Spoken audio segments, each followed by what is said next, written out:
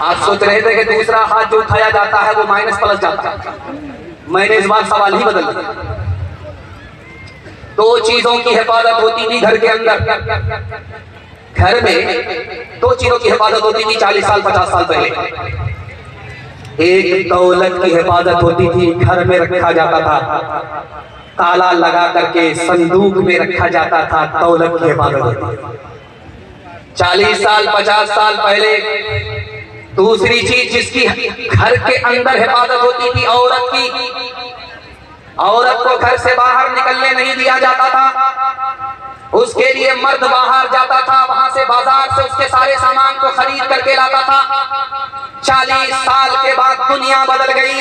जो घर की दौलत थी वो घर के अंदर से निकल करके बैंक में पहुंची, जो घर की औरत थी वो घर से निकल करके बाजार में पहुंची। आबरू अलग गई, ईमान। आप देखेंगे कुछ औरत के ऊपर नकाब होता है और कोई औरत बुर्का पहनती है। औरत है बुर्का पहनती है, औरत है चेहरे पे नकाब है। इसको इस्लाम की ज़बान में क्या कहते हैं? इसका नाम है सत्तारुल उयूब।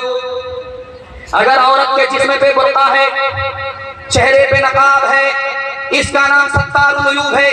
जब तक ये औरत इस धरती पर जिंदा है, उसके एक एक ऐब को अल्लाह पर्दे की वजह से, बुर्के की वजह से छुपाता है। अगर ये औरत मर जाती है तो कयामत में उसके एक एक गुनाह को अल्लाह माफ फरमा देता। शादी के 4 महीने के बाद औरत को बच्चा हो गया तो घबरा करके औरत ने कहा इसका क्या नाम रखा जाए मर्द से। तो मर्द बोला इसका क्या नाम? इसका नाम रखो तेज रफ्तार। 9 महीने का सफर 4 महीने में तय कर लिया। वंदे भारत के सिवा और क्या नाम रखा? वो हया की, वो हया की, वो हया की खूबसूरत एक परी है फातिमा।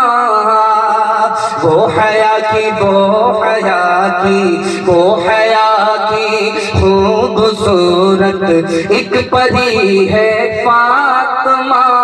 इसलिए तो, इसलिए तो, इसलिए तो, इसलिए तो, इसलिए तो शब को दफना गई है फातिमा।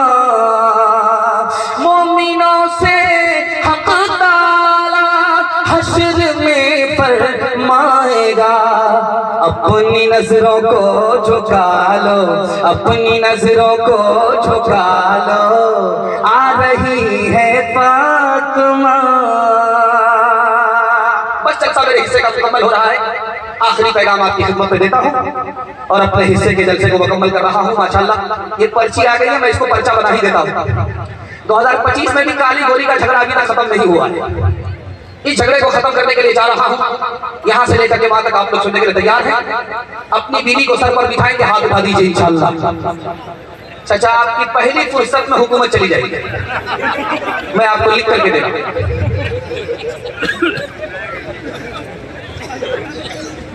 अल्लामा शब्बीर अहमद उस्मानी रहमतुल्लाह अलैह लिखते हैं कि दुनिया में एक जन्नत है, दुनिया की जन्नत है, वो कहाँ है?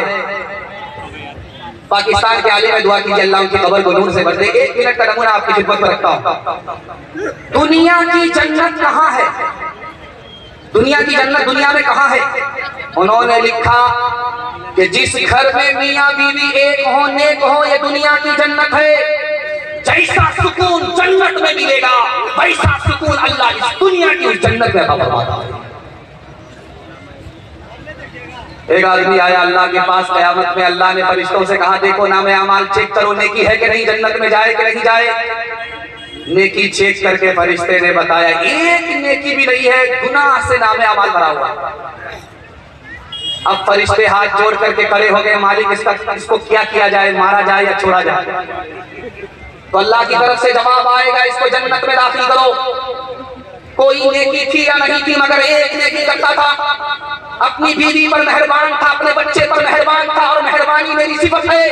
मैं नहीं चाहता हूं कि जो मेहरबान हो, मेरी सिफत रखता हो, उसको दोज़ख में डालूं, बल्कि इसको जन्नत में ले जाऊं। ये जलसा हो रहा सिकंदरपुर में। अल्लाह सबको मुकद्दर का सिकंदर बनाए। मुकर्रिर साहब खड़े हुए माइक लेकर के बोले कि 100 रुपए अगर सदका खैरात करोगे, गरीब को दोगे, तो 70 शैतान तुम्हारा रास्ता रोकेगा, और 70 लाख रुपया पैसा शादी में बहा दो, शैतान तुम्हारी पीठ ठोकेगा। वाह रे बेटा, क्या काम किया। 100 रुपया आप लेकर के गए गरीबों को देने के लिए, 70 शैतान ने रास्ता रोका। सिकंदरपुर का एक जवान सुन रहा था, वो हाथ जोड़ करके सीना तान करके खड़ा हुआ, हजरत मैं अभी 10,000 रुपया जा करके खैरात करके आता हूं, देखता हूं कौन शैतान का बच्चा मेरा रास्ता रोकता है। जैसे ही जलसा से उठा और अपना संदूक खोल करके पैसा निकाल रहा था, तो बीवी ने देख लिया। बीवी ने कहा क्या कर रहे हैं? कहा जलसा में मसला मालूम हुआ, उसी पर अमल करना है, मौलवी साहब ने बताया। तुम मौलवी के चक्कर में पड़े हो, तुम्हारा भी इलाज करेंगे, तुम्हारे मौलवी का भी इलाज करेंगे। जो पैसा जहां है वही रहेगा। वहां से वापिस आया, सामने मुंह लटका करके बैठ गया, सरगाड़ करके बैठ गया। हजरत ने कहा रे सीना तान करके यहाँ से गए थे, वहां से मुंह लटका करके बैठ गए। कहा हजरत 70 शैतान को तो मैंने पछाड़ दिया, शैतान की खाला से हार। कौन किसका हबीब होता है, कौन किसका रकीब होता है, कौन किसका यूं ही बन जाते हैं वहाँ रिश्ते, यूं ही बन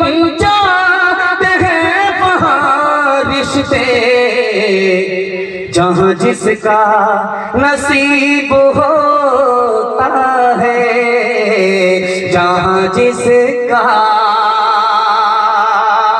आखिरी पैगाम ज़हमत तमाम, मैं जब किसी जलसे से खुश होता हूँ, सामाइन अच्छा सुनते हैं, तो मैं उनको एक तोहफा देकर के जाता हूँ कि दुनिया ही में उनको जन्नत मिल जाए, जन्नत का टिकट मिल जाए। आप लोग यहाँ से लेकर के वहां तक सुनने के लिए तैयार हैं? हाथ उठाइए इंशाल्लाह। जब बीवी मर जाएगी, माँ बाप की तबीयत से खिदमत करेंगे, हाथ उठाइए इंशाल्लाह। बगल ही में है और घर में बड़ा डराम होगा, उसी में सीधा पैक कर दिया। बूढ़ा पीछे था, जवान आ गया। अल्लाह के रसूल ने रोक करके कहा जवान, ये जो पूछा तुम्हारे पीछे चल रहा है कौन है? कहा या रसूल अल्लाह मेरा बाप है। अल्लाह सुभान अल्लाह, तुम्हारा बाप है? बाप है तो बाप से आगे मत चलना, बाप है तो बाप से पहले मत बैठना। बाप है अगर बुढ़ापे और बीमारी की वजह से कपड़े में पेशाब कर दे, तो उसके पेशाब को इस तरह होना जैसे बचपन में मोहब्बत से तुम्हारे पेशाब कर दे। जवान आकर के बोला या रसूल अल्लाह मेरी माँ बहुत बददिमाग है। कहा कि अच्छा, 9 महीना जब पेट में रखा उस वक्त बददिमाग नहीं? कहा या रसूल अल्लाह मैं सच कह रहा हूँ बददिमाग है। कहा रात रात भर जाग करके तुमको दूध पिलाया, उस वक्त बददिमाग नहीं? कहा या रसूल अल्लाह मैंने दूध का हक अदा किया। अल्लाह के रसूल ने हैरत से कहा कि मैं नबी होकर के अपनी माँ के दूध का हक अदा नहीं कर सका, तुमने कैसे अदा करा? या रसूल अल्लाह मेरी माँ चलने फिरने से माजूर, मैंने पीठ पर बिठाया, खाना काबा का तवाफ कराया, सफा मरवा की सही कराई, दूध का हक अदा हो गया। अल्लाह के रसूल ने कहा बेखबर, अकल का नाखुन लो, जिस वक्त 9 महीने पूरे हुए थे तुम्हारी माँ को ऐसा दर्द उठ रहा था, 900 तलवार किसी को पड़े और जिंदा रहे, उससे भी ज्यादा दर्द तुम्हारी माँ ने उठाया। अभी तो उस दर्द का हक अदा नहीं हुआ, दूध के हक अदा करने की बात।